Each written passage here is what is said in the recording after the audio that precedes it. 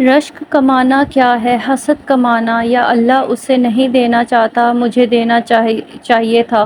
اور رشک کمانا، یا اللہ تو نے دیا، کیا بات ہے اسے دیا تو کیا بات، اگر تو نے دیا تو مالک جچا بھی ہے، اگر تو نے دیا ہے تو نظر بھی آیا ہے، اگر تو نے دیا ہے تو پھر کیا بات ہے، کمال ہوگی وہ نظر آ رہا ہے۔ یا اللہ تو نے اسے دیا ہے تو میں بھی تیرا بندہ ہوں، اسے بھی اور دے اور مجھے بھی عطا فرما۔ یہ رشک ہے۔ رشک کا نا حضور نے حکم دیا ہے۔ ہمارا یہ مسئلہ ہے کہ ہم نا جو کرنے والا کام ہے وہ نہیں کرتے، رشک کریں۔ بخاری مسلم میں حدیث ہے، نبی پاک صلی اللہ علیہ وآلہ وسلم نے فرمایا، دو بندوں پر رشک کیا کرو۔ کہو کیا بات ہے، رشک کرو دو بندوں پر؟ یا رسول اللہ کون کون سے؟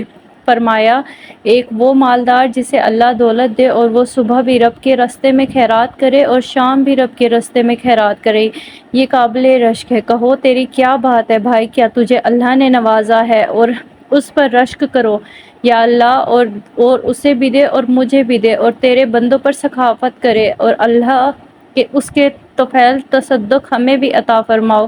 اور حضور فرماتے ہیں، ایک مالدار پر جو صبح و شام سخاوت کرے اور ایک اس عالم پر جسے اللہ قرآن کا علم دے، وہ صبح بھی لوگوں کو قرآن مجید کے ترجمے قرآن کے درس سکھائے اور شام میں بھی لوگوں کو قرآن مجید کے درس عطا فرمائے، اس پر رشک کرو۔ تجھے اللہ نے کتنا نوازا، قابل رشک لوگوں پر رشک کرو، ان کی تعریف کرو۔ معاشرے میں حسد پر موٹ ہوا، اگر کبھی رشک پر موٹ ہوتا نا تو عزتیں بڑھ جاتی، محبتیں بڑھ جاتی، خلوص میں اضافہ ہوتا، لوگ ایک دوسرے کے قریب آتے۔ ہم نے کسی فضیلت والے کی فضیلت کو تسلیم کرنے سے ہی انکار کر دیا، ہم نے کسی بڑھائی والے کی بڑھائی کو تسلیم کرنے سے ہی انکار کر دیا، ہم نے حسد کیا، ہم نے شرک کیا، ہم نے لالچ کیا، ہم حریص ہوئے۔ اس کا نقصان یہ ہوا کہ لوگ ایک دوسرے کے پاس رہتے ہوئے پاس نہیں رہتے، ایک دوسرے کے ساتھ وقت گزار رہے ہوتے ہیں لیکن ان کے بارے میں رویہ ان کے سخت ہوتے ہیں، لب و لہجہ تلخ ہوتا ہے۔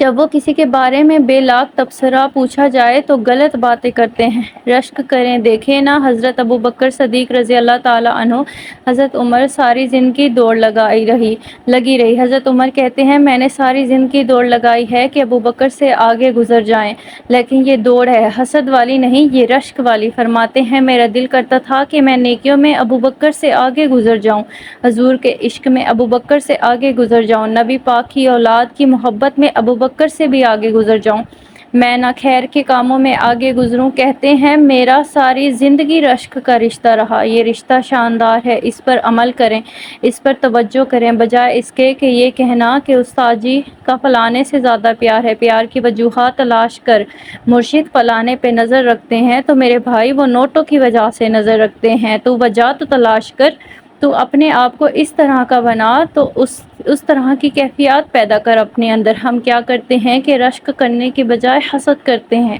حسد نہیں کریں، اپنے آپ کو سنواریں، وہ رشک کی وجہ سے آپ پر سنوار سکتے ہیں۔